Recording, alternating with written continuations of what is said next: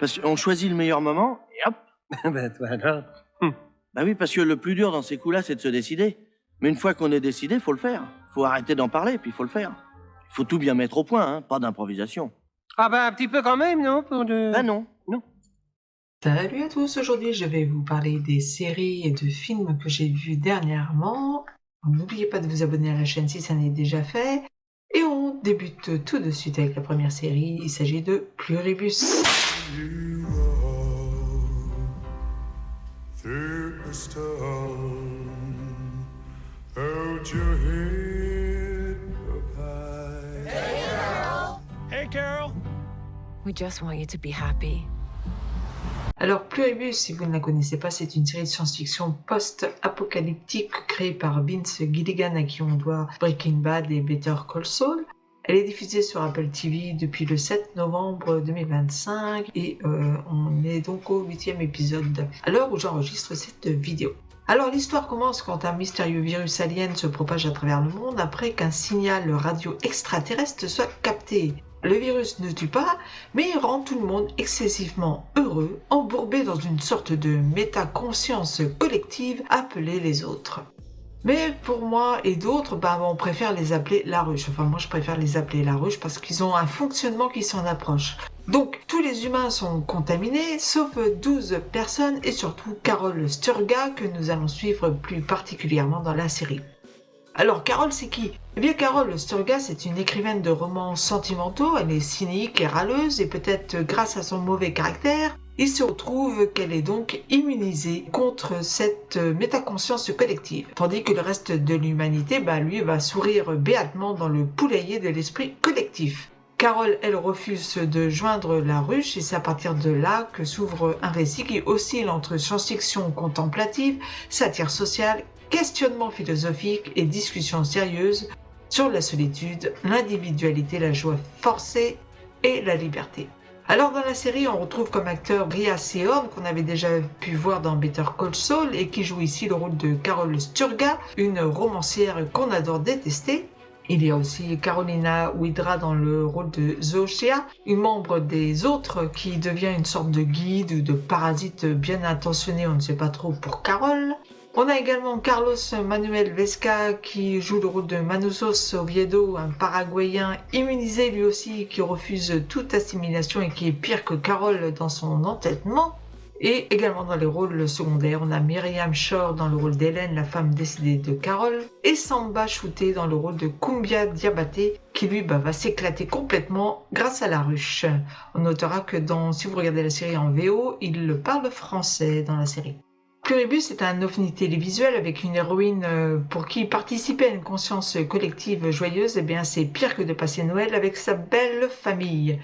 C'est brillant, c'est lent, c'est parfois frustrant et souvent drôle sans faire vraiment de blagues. J'ai en mémoire la scène du drone poubelle qui m'a fait rire aux larmes. Franchement, j'ai rigolé. Je me souviens, j'étais dans mon lit en train de regarder l'épisode et là, j'ai ri aux larmes. Et il y a comme ça des moments vraiment drôles, cocasses dans la série. Alors Pluribus, c'est simple, c'est où vous allez aimer, où vous allez détester, car le rythme, l'ambiance de cette série dénote avec tout ce que l'on peut voir dans les autres séries du moment. Oui, c'est lent, oui, c'est contemplatif, mais c'est justement ça qui est magique, car cela amène de la réflexion sur le genre humain. On a d'ailleurs un décompte à chaque épisode qui nous montre à combien de jours, d'heures on se trouve du phénomène de départ, c'est-à-dire de la contamination. Donc on suit Carol, 1 jour, 2 jours, 10 jours après. Forcément, ça nous interroge sur notre propre position face à un tel phénomène et aussi qui sont véritablement ces autres. La ruche, quel est son but ? Et peu à peu, le schéma va se dessiner. Personnellement, j'adore cette série. Je regrette déjà qu'il n'y ait que 9 épisodes et qu'il va nous falloir attendre 1 an voire 2 pour la seconde saison. Pluribus, donc, je vous la recommande et c'est pour moi un bon 4,5 sur 5. Ensuite, j'ai vu Malice sur Amazon Prime avec David Duchovny et Caris Van Houten qu'on a pu voir dans Game of Thrones. Bonjour, Jamie, j'imagine ? Ouais. Adam, ravi de vous rencontrer. La nounou est arrivée. Alors, Malice, de quoi ça parle ? C'est un thriller psychologique dans lequel un homme mystérieux, Adam Hiley, gagne la confiance de la riche famille Tanner lors de leurs vacances en Grèce. Quand la nourrice de la famille tombe malade, Alors bon, on sait que c'est Adam qui va l'empoisonner. Celui-ci va se glisser dans la vie des Tanner en tant que tutor, c'est-à-dire en tant que tuteur des enfants, soi-disant dévoués, mais bon, avec des plans beaucoup plus sinistres, on va le comprendre très vite. Alors effectivement, ce qui ressemble à une comédie dramatique sur les vacances de luxe se transforme en un jeu de manipulation psychologique.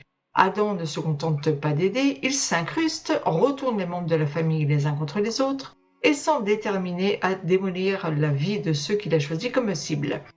Dans les rôles principaux, on retrouve David Duchovny dans le rôle de Jamie Tanner, le père, riche, arrogant et légèrement dépassé par les événements. Le méchant, c'est Jack Whitehall, que personnellement je n'ai pas trop aimé. Je n'ai pas trop aimé son jeu d'acteur, je n'ai pas accroché à son personnage. Ensuite, on a donc Caris Van Houten qui joue Nat, la mère de famille, elle qui est par contre excellente. J'ai vraiment beaucoup aimé son jeu d'actrice. Alors bon, j'aime bien en général les thrillers psychologiques, et puis là en plus il y a quand même des acteurs que j'aime bien comme Duchovny, et en plus une partie de l'intrigue est tournée en Grèce, ce qui ne gâche rien au niveau des décors. Mais voilà, il y a de grosses ficelles, c'est un peu tiré par les cheveux. On se demande comment personne ne parvient à comprendre que le tuteur est en réalité une pourriture. Bon, on comprendra pourquoi à la fin il agit comme cela, mais voilà, j'ai vraiment continué à regarder la série juste pour Van Houten et Duchovny, parce qu'au niveau du scénario, il y a quand même beaucoup d'invraisemblances. En plus, c'est sans compter sur le fait qu'il s'introduit dans la famille, devient presque un pote de la famille, donc pour un employé c'est étrange. Bref, voilà quoi. On est donc sur une série, pas mal, mais aurait pu faire mieux. C'est dommage, d'autant qu'il y a quand même de beaux moments, il y a des petits twists, mais ça retombe toujours, et je le dis, l'interprétation de Jack Whitehall, sûrement due à un scénario bancal, d'ailleurs, c'est pas forcément l'acteur en lui-même qui est fautif, ne livre pas là une très grande prestation. En fait, on ne croit pas à son personnage, et c'est quand même lui le principal personnage de la série, donc c'est un petit peu dommage de quand même pas croire à ce qu'il fait, finalement. Donc reste Duchovny et Van Houten et la Grèce pour se consoler. Donc pour moi, ma liste, c'est un 2,5 sur 5.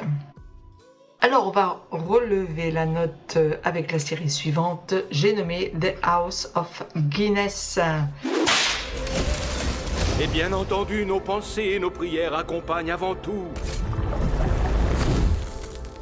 les 4 enfants de Sir Benjamin Lee Guinness. House of Guinness, pour ceux qui ne la connaissent pas, c'est une série dramatique historique créée par Stephen Knight, qui est le même créateur, le même auteur que Peaky Blinders. La série a été diffusée sur Netflix. Alors l'histoire se déroule dans l'Irlande du 19e siècle, juste après la mort du patriarche Benjamin Lee Guinness, le titan qui est derrière la célèbre brasserie de bière, qui porte le même nom. On suit donc la succession de cet empire brassicole et la façon dont ces 4 enfants, Arthur, Edward, Anne et Benjamin, vont tenter de préserver l'héritage familial tout en gérant leurs propres secrets, rivalités familiales, désirs personnels et un contexte politique irlandais en pleine ébullition avec des mouvements indépendantistes et aussi et surtout la famine qui conduira nombre d'Irlandais à partir pour les États-Unis. Alors ici, dans les rôles principaux, on va retrouver Anthony Boyle qui incarne Arthur Guinness, l'aîné des enfants, élégant, ambitieux, homosexuel, prêt à tout pour prouver qu'il mérite le nom Guinness. On a également Louis Partridge dans le rôle d'Edward Guinness, le plus jeune des frères et qui est l'entrepreneur de la famille.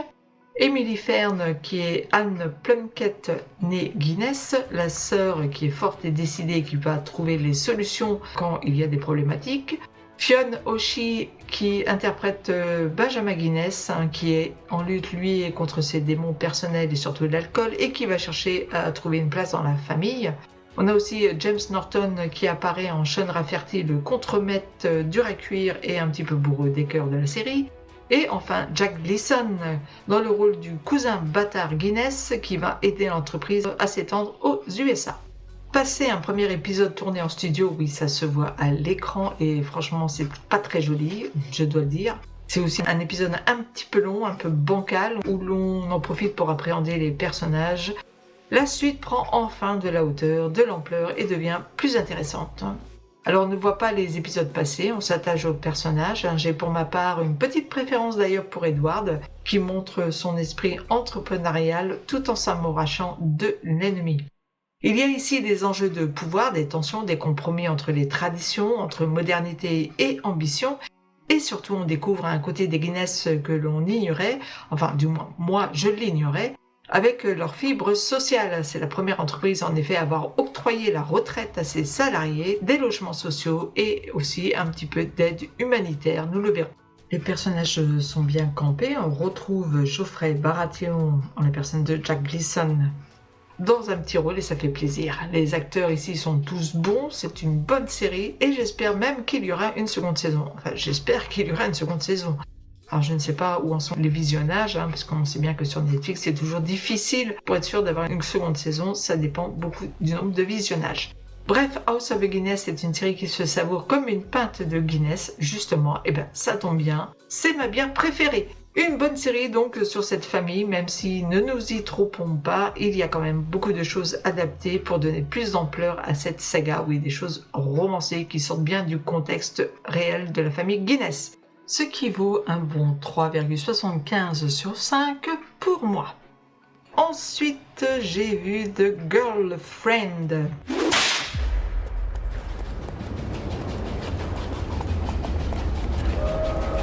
Alors, The Girlfriend, c'est une mini-série, un thriller psychologique en 6 épisodes sur Amazon Prime, adapté du roman de Michel Francis.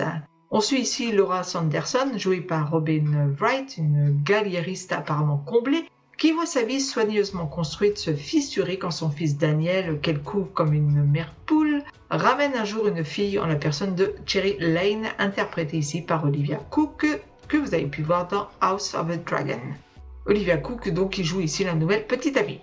Laura est d'emblée persuadée que Cherry cache quelque chose, que c'est juste une arriviste machiavélique prête à tout pour séduire son fils Cherry et accéder à son milieu.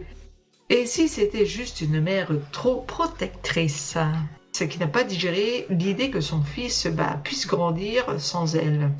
Alors la série joue constamment sur la question: Cherry est-elle une manipulatrice sans scrupules? Ou bien est-ce Laura, dans sa paranoïa, qui construit des scénarios plus tordus les uns que les autres? En plus donc de Robin Wright et de Olivia Cooke, on retrouve dans cette série Laurie Davidson qui incarne Daniel, fils malléable un peu trop gentil, et Waleed Zueter dans le rôle de Howard Sanderson, le mari de Laura et père de Daniel, qui croit que sa femme exagère et préfère la jouer cool.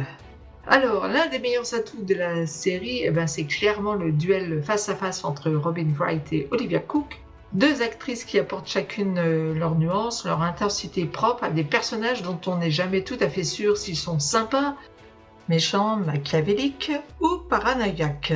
Laura aime son fils, mais parfois c'est à la limite de l'inceste. Son amour fusionnel est dérangeant, du moins c'est mon ressenti. Moi j'ai vraiment détesté ces moments où on la voit embrasser son fils, ça m'a vraiment dérangé. Bon, à côté de cela, on a donc Cherry, une jeune femme calculatrice qui rêve de s'élever socialement car elle ne supporte pas son statut de prolétaire et qui a aussi un comportement que l'on pourrait assimiler à de la psychopathie. Bref, tout le monde va bien dans cette série. Donc c'est la confrontation entre ces deux femmes qui fait la force des épisodes. On ne sait jamais vraiment qui on doit croire, si on doit avoir pitié pour l'une ou se méfier de l'autre.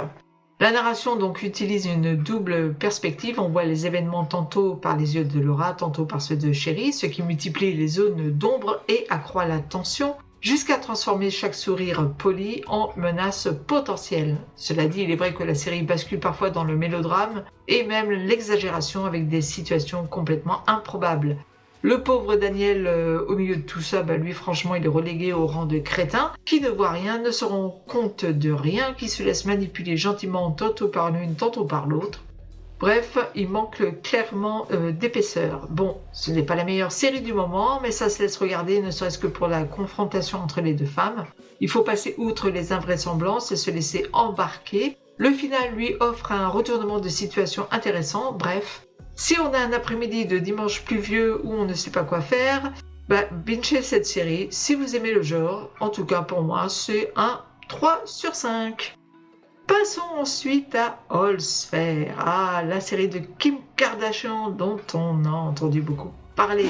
Meilleures avocates en droit du divorce de la ville. Racontez-nous votre histoire. Oui, il y a beaucoup à dire, ou au contraire, peu, je ne sais pas. Enfin bon, bref. Holsfer, c'est la série de Ryan Murphy avec Kim Kardashian, entre autres, que vous pouvez voir sur Disney+. Alors ici, on suit un groupe de femmes avocates qui, après avoir quitté un cabinet dominé par les hommes, oh les vilains, fondent leur propre firme à Los Angeles pour représenter des clientes fortunées. Ces femmes, ces avocates vont alors jongler entre affaires juridiques, drames personnels et ambitions professionnelles. Voilà, ça c'est le pitch de départ. Donc on retrouve dans cette série Kim Kardashian dans le rôle d'Allura Grant, Glenn Close dans le rôle de la vétérante Dina Standish, Sarah Paulson dans celui de Carrington Lane, la peste de service et ennemie jurée des autres, Naomi Watts qui interprète Liberty Ronson et Nessie Nash-Batts, la détective du cabinet. Bon, que dire ? Alors, l'idée d'une série de Ryan Murphy, connue pour American Horror Story, entre autres, sur un cabinet d'avocates, était plutôt alléchante sur le papier. Le casting aussi, on était en droit de s'attendre à un super truc. Et voilà que, patatras. On a l'impression de regarder un épisode de la famille Kardashian. Les autres actrices, servent clairement de potiches, même si le scénario tend à apporter parfois un soupçon d'histoire, de drama et d'intérêt. On se demande même ce que Glenn Close et les autres sont venus faire dans cette histoire. Du moins, c'est ce qu'on se dit les 2 premiers épisodes, plus bling-bling l'un que l'autre. Alors ici, il n'y a pas de plaidoirie, on est bien loin de Matlock avec Kathy Bates ou même de The Good Fight. Un must dans le domaine que je vous recommande de regarder si vous aimez les séries juridiques. Donc non, dans Holsfer, c'est un défilé de haute couture, de voitures de luxe, de maisons de luxe, d'ongles plus longs les uns que les autres, bref, de vulgarité. Esthétiquement, ce n'est pas moche, mais c'est plutôt racoleur. Alors oui, le scénario tient sur une page, mais malgré cela, je l'ai dit, il y a quand même, alléluia, de bons moments. Et surtout, il y a, merci, Sarah Paulson. Oui, parce qu'il faut dire, je me suis farci cette série rien que pour elle. Oui, j'adore Sarah Paulson, qui s'était faite un peu rare ces dernières années, mais qui heureusement revient sur le devant de la scène. Bon, bref, revenons à Holsfer. On est donc loin d'une série juridique, je l'ai dit, mais ce n'est pas non plus la nullité décrite, bien que ça s'en rapproche quand même. Quant à Kardashian, je ne l'ai pas trouvé foncièrement mauvais, c'est du Kardashian bashing facile. Et pourtant, je dois dire, je ne suis pas fan de la personne, loin de là. Mais je suis juste. Je remercie aussi Naomi Watts. Oui, les remerciements sont de circonstance dans cette série, qui apparemment, elle, a décidé de ne pas passer par la case bistouri. Il y a des rides sur son visage et Dieu merci, une femme normale dans cette industrie, ça fait du bien. Bref, un scénario donc qui tient sur une page ou un papier de feuilles à musique. Quelques bons moments, une Sarah Paulson toujours au top. C'est donc un bon, ou un très mauvais 2 sur 5 pour moi. Ensuite, j'ai vu Becoming Karl Lagerfeld. J'aime l'anonymat. Bonjour, je suis Lagerfeld. Karl. Tu t'amuses? Il n'y a pas un seul jour. Alors, cette série est sortie en 2024 sur Disney+, et là, je dois le dire, c'est une petite pépite. Française de surcroît. C'est beau, c'est esthétique, c'est magistralement interprété, on ne décolle pas de son canapé et on binge la série de 6 épisodes. Alors, de quoi ça parle ? De Karl Lagerfeld, bien sûr.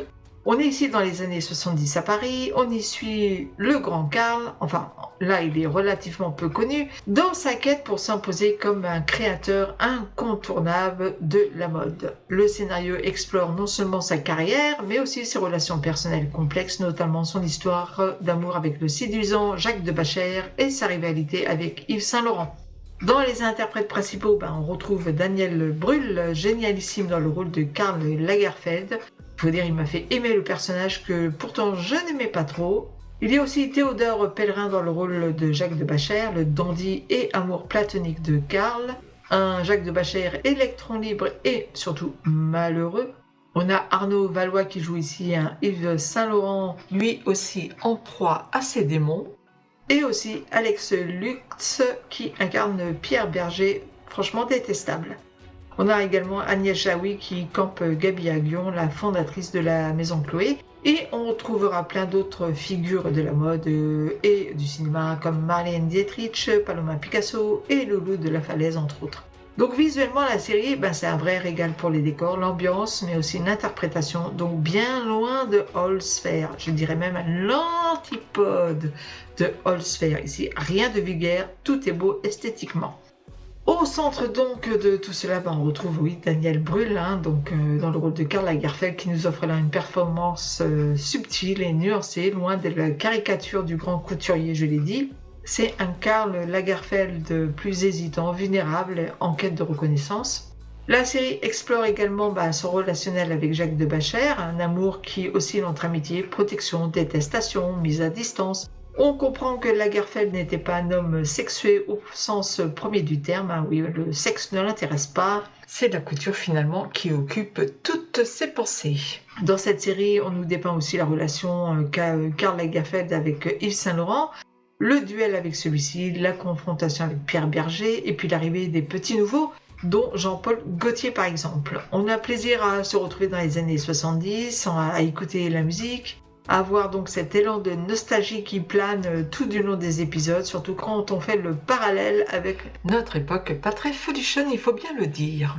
Ça fait du bien à l'âme, c'est un peu comme un doudou. Alors il y a quand même des bémols dans cette série, c'est que l'on nous offre une image de Karl Lagerfeld presque trop tendre, plutôt que vraiment complexe ou controversé. Les auteurs ont édulcoré le portrait plus cru et nuancé de l'homme derrière ses gants noirs. Il y a aussi parfois quelques lenteurs, mais hormis cela, franchement, c'est beau, c'est bien interprété, c'est plaisant à regarder, c'est bien écrit. Bref, j'ai franchement adoré et j'espère qu'il y aura une suite, mais malheureusement, ça m'étonnerait. Ce qui lui vaut un bon 4,5 pour moi.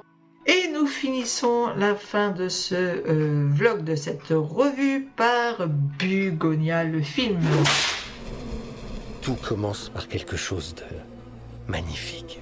Mais les abeilles se meurent. Et c'est ça leur plan.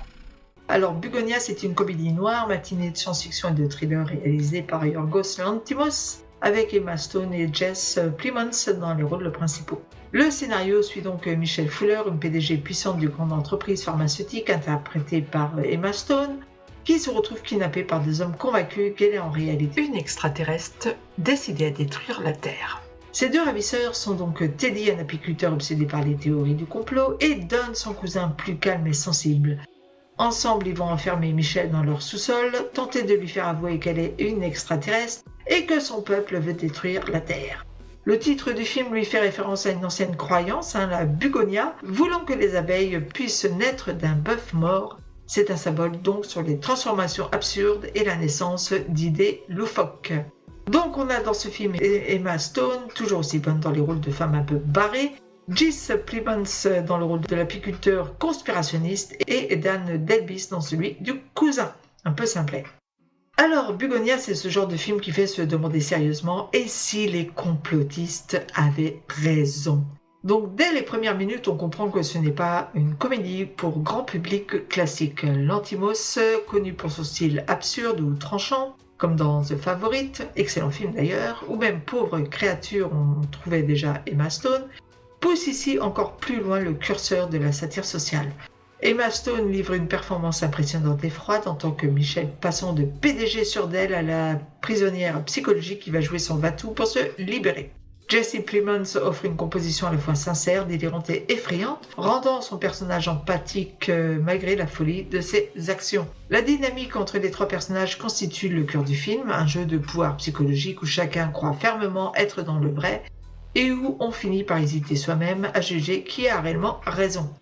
Visuellement, Bugonia c'est un plaisir étrange. Lanthimos s'est créé un univers à la fois familier et profondément dérangeant où le banal côtoie l'absurde. Le film est aussi une satire acerbe sur la société contemporaine, capitaliste, médias, paranoïa collective et croyances irrationnelles sont les thèmes que Lanthimos exploite avec une précision aiguisée. D'ailleurs, au début du film, on voit la Terre façon platiste et au fur et à mesure du film, elle reprend sa forme normale au fur et à mesure que on déconstruit le complot.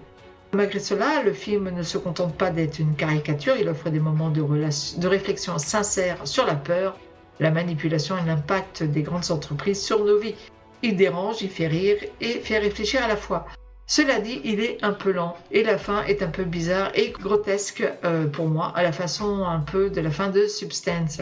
C'est dommage, mais surtout si le film dénonce certains complotismes, finalement il se range plutôt du côté des complotistes, car il nous ramène au fait que certains complots effectivement décriés à leur début se sont révélés bien vrais des années plus tard.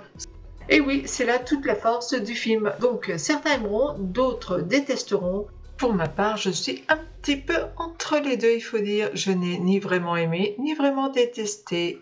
Donc ça sera pour moi un bon 3,5 sur 5. Voilà, c'était la revue des séries et films que j'ai vus dernièrement. Dites-moi ce que vous avez pensé de ces séries, du film, si vous les avez vus, ce que vous pourriez me recommander de voir. Abonnez-vous à la chaîne si ça n'est déjà fait. Mettez un pouce vers le haut, partagez. Bref, comme d'habitude, je vous dis à très bientôt pour une critique livre cette fois. Allez, salut, ciao. Écoutez, cher ami, permettez-moi de vous remercier pour votre franchise. C'est une marque de confiance qui me va droit au cœur.